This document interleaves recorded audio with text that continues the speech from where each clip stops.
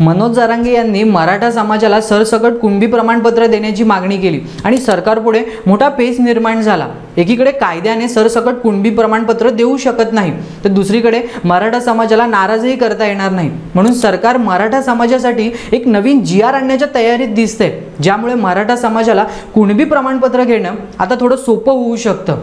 कारण नवीन GR नुसार कुणबी प्रमाणपत्र मिळवण्यासाठी आता गावातील आधीच कुणबी प्रमाणपत्र असलेल्या नातेवाईक किंवा व्यक्ती यांचा ॲफिडेव्हिट पुरावा म्हणून ग्राह्य धरण्यात येणार आहे। एवढंच नाही तर तालुका आणि ग्रामपंचायत स्तरावर स्क्रुनिटी कमिटी स्थापन करून गाव पातळीवरच नोंदी शोधून तपासणी करण्यात येणार आहे। आणि महत्त्वाचं म्हणजे या सगळ्या मसुद्याला महाधिवक्त्यांची मान्यता मिळाल्यानंतर तो थेट जरांगे पाटील यांना दाखवून अंतिम निर्णय घेण्यात येणार आहे।